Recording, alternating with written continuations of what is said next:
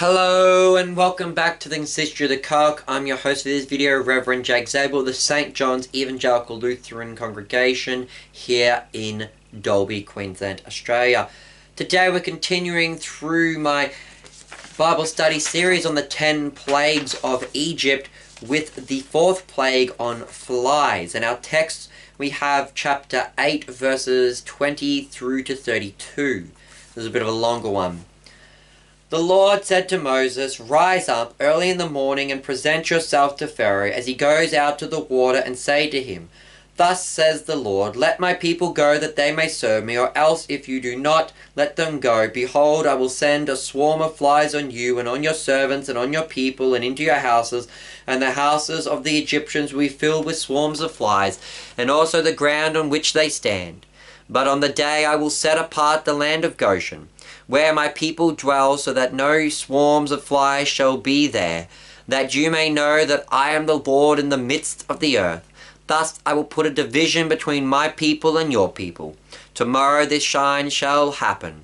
And the Lord did so, and there came great swarms of flies into the house of Pharaoh and into his servant's house, throughout all the land of Egypt. The land was ruined by the swarm of flies. Then Pharaoh called Moses and Aaron and said, 'Go sacrifice to your God within the land.' But Moses says, 'It is not right for us to do so, for the offerings we shall sacrifice to the Lord our God are an abomination to the Egyptians. If we sacrifice offerings abominable to the Egyptians before their eyes, they will stone us. We must go 3 days' journey into the wilderness and sacrifice to the Lord our God as he tells us.' So Pharaoh said, 'I will let you go sacrifice to the Lord your God in the wilderness. Only you must not go very far. Plead for me.' Then Moses said, 'Behold, I am going out from you, and I will plead with the Lord that the swarms of flies may depart from Pharaoh and from his servants and from his people tomorrow. Only let not Pharaoh cheat again by not letting the people go to sacrifice to the Lord.'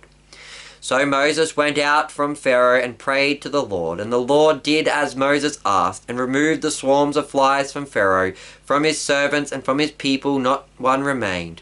But Pharaoh hardened his heart this time also, and did not let the people go."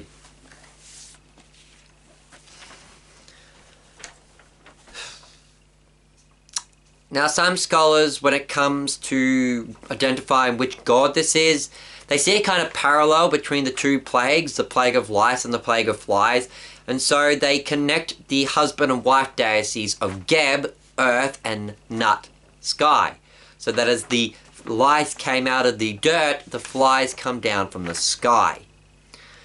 The church father Augustine, and also like the reformer John Calvin, they believed that the first, second, and third plagues were also done only on the Egyptians and not on the Hebrews. But this plague is the first one where God explicitly mentions this division between the peoples, that he will only send it upon the Egyptians.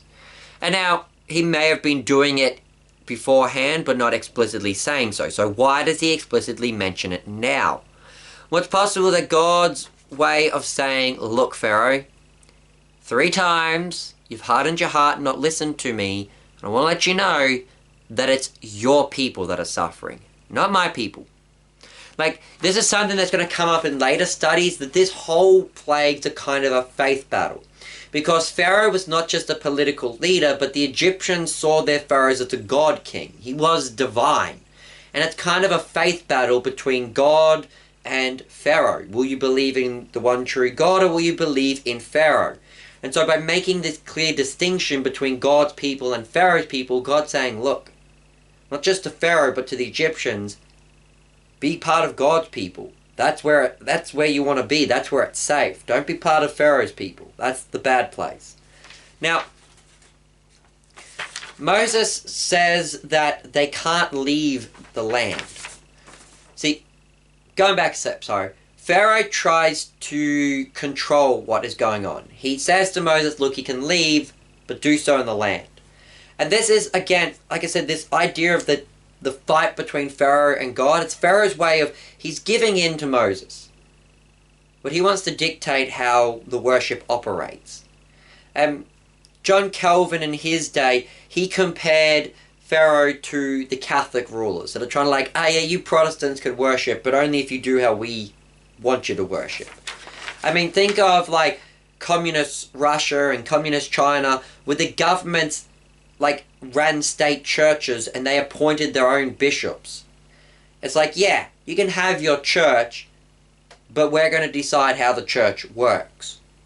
So Pharaoh's pretty much doing the same thing. He's like, yeah, you can worship, but only if you worship how I say you can worship.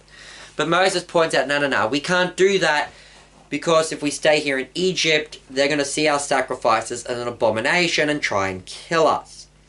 See, originally scholars saw this as nothing more than a ruse for Moses, trying to trick Pharaoh, like the midwives, saying, oh yeah, no, Moses, no, Pharaoh, we actually have to leave the land. We can't stay here. But he probably actually has a point.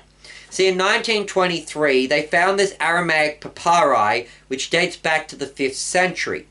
And it details that there was a riot breaking out on the Nile island of Elephant when the Egyptians were offended by the Jewish sacrifices. So Moses has a point. The Egyptians did not like the Hebrew sacrifices. And the question is, what were they offended by? The text doesn't actually tell us. And there's generally 4 different proposals as to what the Egyptians are offended over.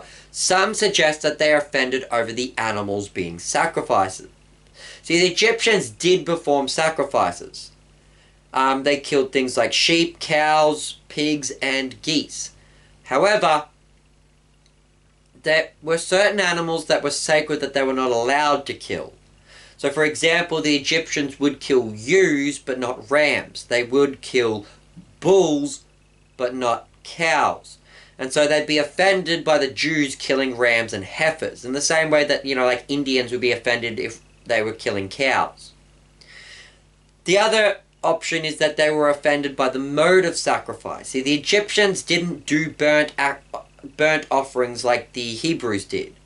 The Egyptian sacrifice was more a process of mummification, killing the animal and taking it with them for burial. Normally, Egyptian sacrifices weren't some kind of public thing. It was a private thing done for like funeral practices. There is also the purpose of the sacrifices. The Egyptian sacrifices were to demonstrate power and dominion. The animals were killed and buried with them as part of service in the afterlife. Whereas the Hebrews, they performed sacrifices in thanksgiving to God and to make atonement for their own sins. Such a weak, submissive form of sacrifice may have offended the Egyptians. In the same way that Paul says in 1 Corinthians that the gospel is foolishness to the Greeks and a scandal to the Jews, it may be an abomination to the Egyptians. Or the fourth answer could simply just be who they were worshipping. See, the Egyptians worshipped a pantheon of gods. They worshipped the Pharaoh. And essentially, a century later, after the Exodus, there was this Pharaoh called Akhenaten. And he sought to remove the Egyptian pantheon and to worship the monotheist god Aten. That led to such a massive backlash that all records of his rule were almost erased from history, with the Egyptians literally taking chisels and scratching off his name from the records. If this is how the Egyptians reacted to a monotheistic pharaoh, how do you think they would have reacted to a bunch of monotheistic slaves attempting to worship in their land? So it could simply just be like they're offended by the fact that the Hebrews are not sacrificing to the Egyptian gods. Lastly, the only thing I'd like to mention is that Moses talks about a 3-day journey. Now, this is not probably a literal 3 days, but more of a, in the Jewish way of counting, on the 3rd day. You leave on day 1, you travel over day 2, and you get there day 3. And this connection of 3 days is clearly cannot be overlooked as some kind of allusion to the death and resurrection of Christ on the 3rd day. But other than that, that's kind of all I've got to say for this Bible study. I've been your host, Reverend Jake Zabel. Goodbye and God bless.